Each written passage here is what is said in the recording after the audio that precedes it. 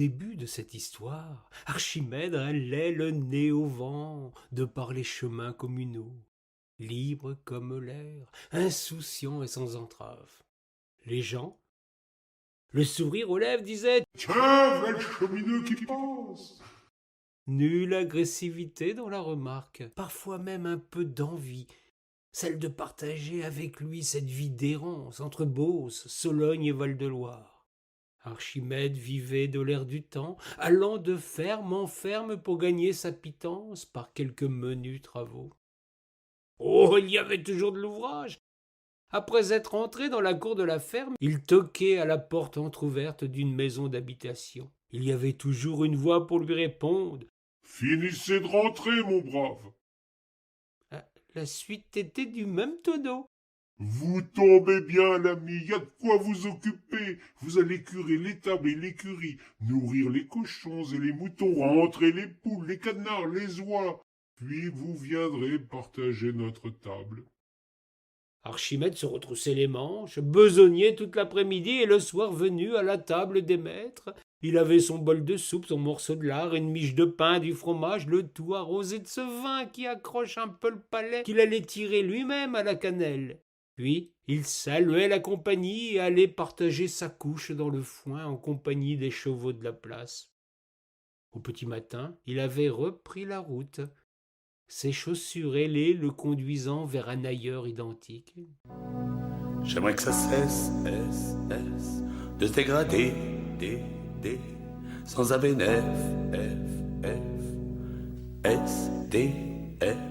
Le temps passa. Archimède ne changea en rien ses habitudes qui lui assuraient le gîte et le couvert. Tant il lui sembla que le monde autour de lui avait évolué.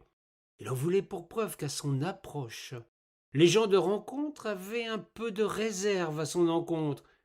La manière de le présenter avait, elle aussi, un peu changé. Tiens, voilà le vagabond qui vient.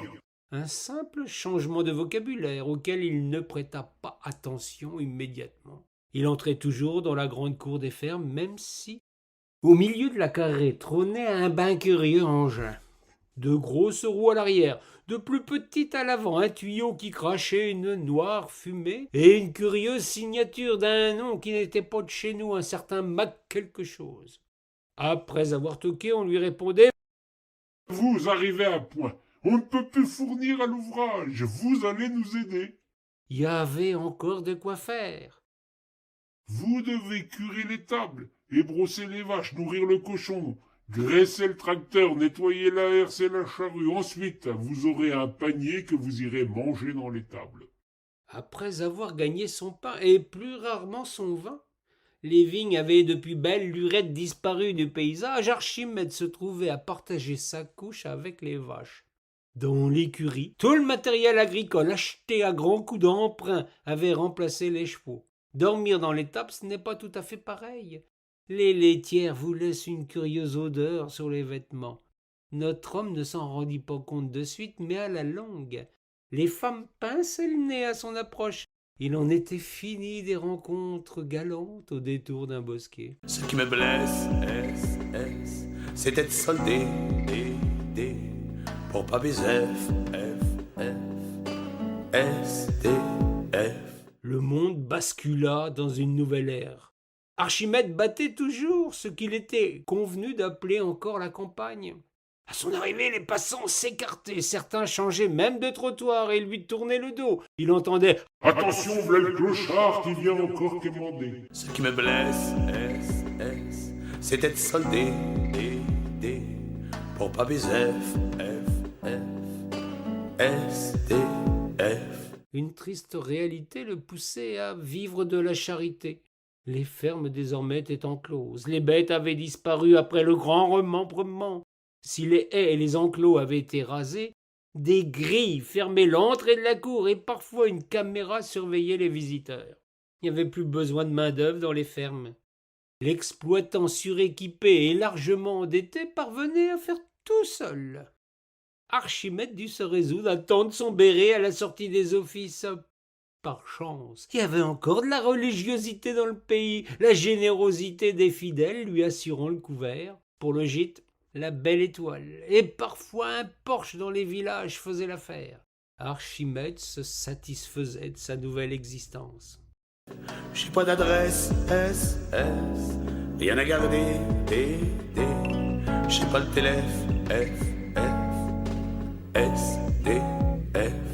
Pourtant, il n'était pas encore au bout de ses misères. Une à une, les églises se fermèrent. La crise de la vocation avait fait son œuvre, et quand par hasard il y avait un prêtre, il venait de pays lointains, avec un accent qui énervait les dernières grenouilles de bénitier, bien peu enclines à la charité. Le béret demeurait vide, tandis qu'à sa vue dans le bourg, chacun fermait sa porte, et qu'on le qualifiait étrangement. Les gens avaient si honte, sans doute, qu'ils n'étaient plus capables de proposer un nom pour qualifier son état. Ils avaient trouvé un sigle, 3 lettres qui sifflent dans ces langues de vipères. rien dans le caisse, rien à fonder, j'ai pas de sous-chef,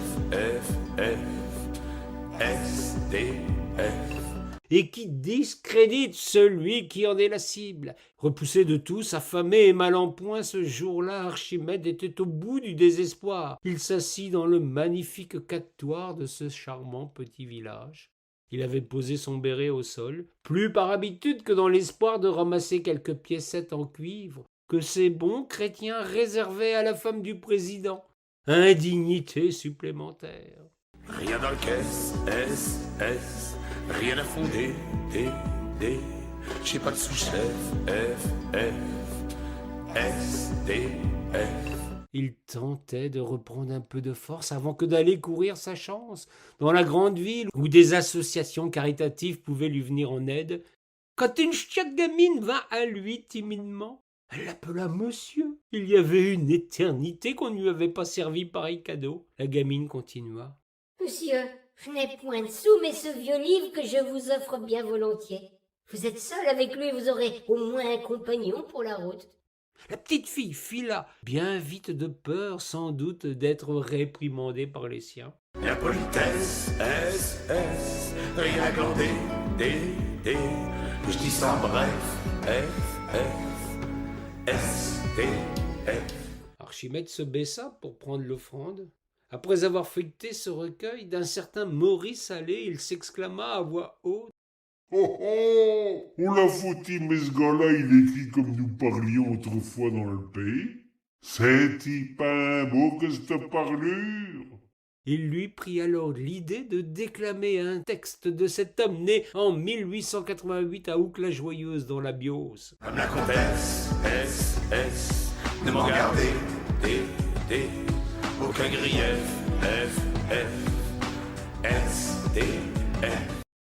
Quoi de ce que j'ai appris dans le bourg? Que tu veux faire comme ta cousine Rose, ça te démange donc tant que ça que l'amour, j'en ai assez que tout le monde en cause, oui! Si c'était un bioparty, je m'en foutrais, moi, que tu sois sa promise. Avec ça, on est ben loti, je veux pas que tu te maries. À ton âge, on sait pas ce qu'on fait, on s'amourage de Paul ou de Pierre, sur le moment, ça vous fait de l'effet. Un mois après, on n'y pense plus guère. Quand le divertissoir est calmé, on voit qu'on a fait des bêtises et les bains tentent de le rattraper. Je veux pas que tu te maries. Et puis, se marier avec un fou, il est quasiment fou, ce que t'aimes. Et le pire de tout, c'est qu'il a pas le sou. On n'a pas idée de ça, tout de même, de prendre un feignant, un propre à rien. Pour entretenir sa fainéantise, il faudrait peut-être que je vende mon bain.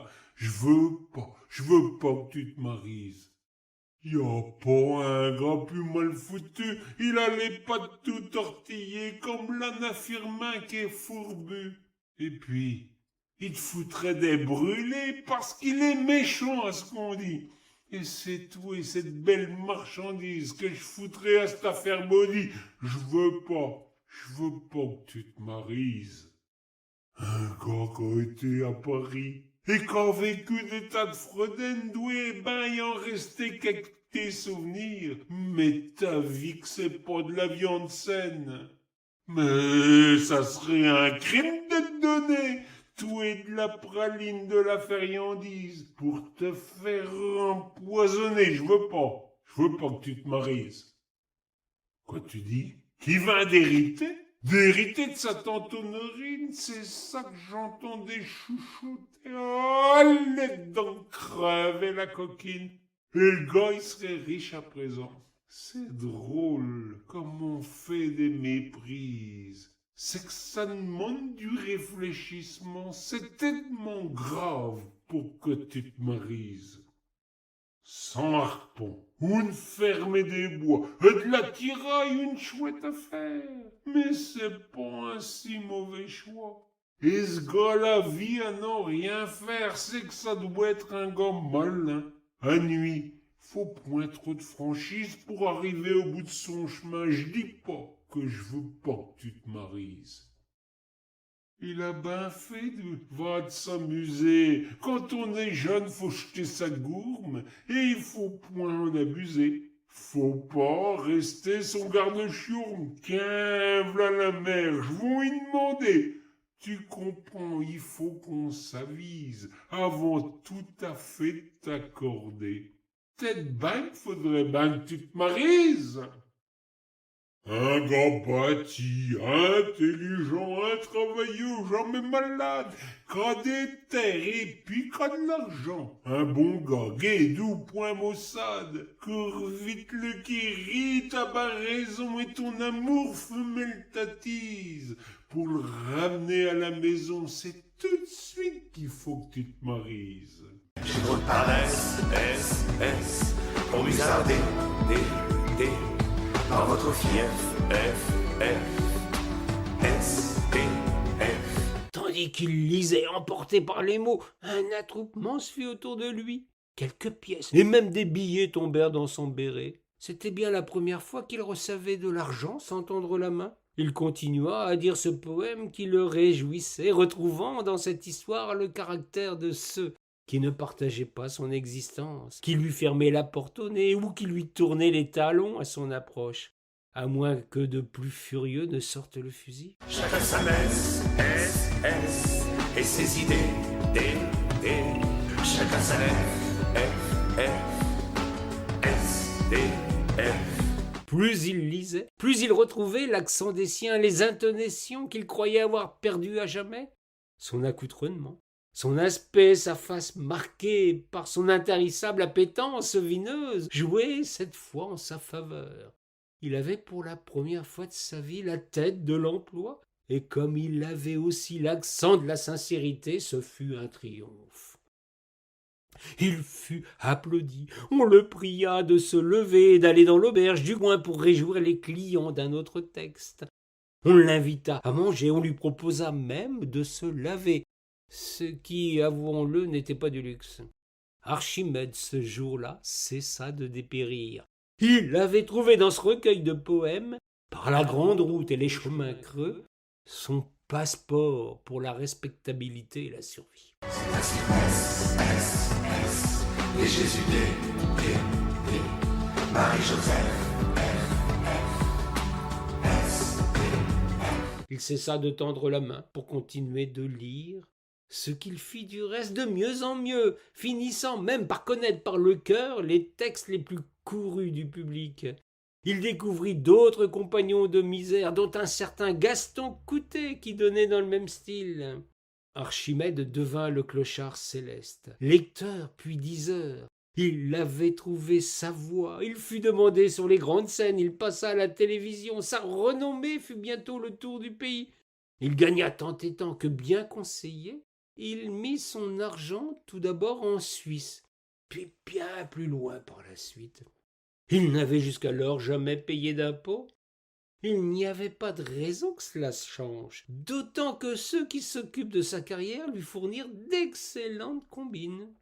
Il vécut le reste de son existence, riche à millions et exilé fiscal. Une autre manière de vivre en marge de la communauté des braves gens. Pour qu'on se redresse, S, c'est le verbe aider, qu'il faut qu'on se rêve, F, S, D, F. Quand Archimède quitta cette vallée de larmes, ce fut la consternation. Les radios et les télévisions lui consacrèrent des émissions spéciales. On ne tarit pas d'éloges sur son parcours et son inimitable talent. Le président en personne assista à ses obsèques, déployant des trésors d'éloquence pour rendre hommage à celui qui n'avait jamais participé à l'effort national. Allez, je te laisse, je vais jouer au dé, j'ai le père Youssef, F. Une habitude pour ce petit monsieur qui se prétend en marche sans jamais avoir connu la route. Allez, je te laisse, je vais jouer au dé, j'ai le père Youssef, F.